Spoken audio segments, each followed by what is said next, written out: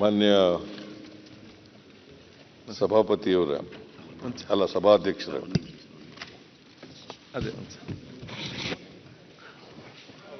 ಒಂದು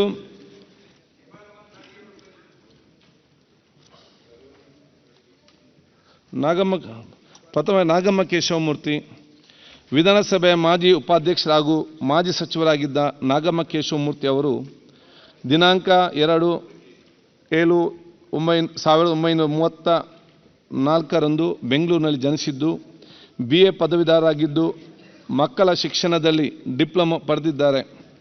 ವೃತ್ತಿಯಲ್ಲಿ ಸಮಾಜ ಸೇವಕಿಯಾಗಿದ್ದ ಅವರು ಸಮಾಜ ಕಲ್ಯಾಣ ಸಲಹಾ ಮಂಡಳಿ, ಸಣ್ಣ ಉಳಿತಾಯ ಮೇಲ್ನ ರಾಜ್ಯ ಸಲಹಾ ಸಮಿತಿ ಸೇರಿದಂತೆ ಹಲವಾರು ಸಂಘ ಸಂಸ್ಥೆಗಳ ಸದಸ್ಯರಾಗಿ ಕಾರ್ಯನಿರ್ವಹಿಸಿದರು.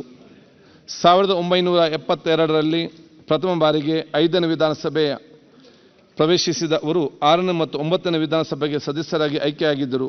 1989ರಿಂದ 1992ರವರೆಗೆ ವಿಧಾನಸಭೆಯ ಉಪಸಭಾಧ್ಯಕ್ಷರಾಗಿ ಸೇವೆ ಸಲ್ಲಿಸಿದ ಅವರು ಪ್ರಾಥಮಿಕ ಮತ್ತು ಪ್ರೌಢ ಶಿಕ್ಷಣ ಹಾಗೂ ಬೃಹತ್ ಮತ್ತು ಮಾಧ್ಯಮ ಕೈಗಾರಿಕಾ ಸಚಿವರಾಗಿಯೂ ಸಹ ಕಾರ್ಯನಿರ್ವಹಿಸಿದರು.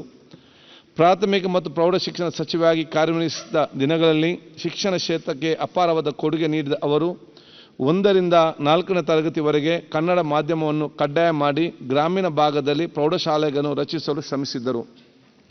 ತಮ್ಮ ಸಾಮಾಜಿಕ ಸೇವೆಯಲ್ಲಿ ಮದರ್ ತೆರೆಸಾ, ರಾಜಕಾರಣದಲ್ಲಿ ದಾವಣಗೆರೆ ಇಂದಿರಾ ಗಾಂಧಿ ಎಂದೇ ಖ್ಯಾತಿ ಪಡೆದಿದ್ದ ನಾಗಮ್ಮ ಕೇಶವಮೂರ್ತಿ ಅವರು ರಾಜಕಾರಣದಲ್ಲಿ ಹಲವಾರು ಉನ್ನತ ಹುದ್ದೆಗಳನ್ನು ಅಲಂಕರಿಸಿದ್ದರು. ಕರ್ನಾಟಕ ರಾಜ್ಯೋತ್ಸವ ಪ್ರಶಸ್ತಿ ಸೇರಿದಂತೆ ಹಲವಾರು ಪ್ರಶಸ್ತಿಗಳಿಗೆ ಅವರು ಭಾಜನರಾಗಿದ್ದಾರೆ. ನಾಗಮ್ಮ ಕೇಶವಮೂರ್ತಿ ಅವರು ದಿನಾಂಕ 16/3/2024 ನಿಧನ ಹೊಂದಿರುತ್ತಾರೆ.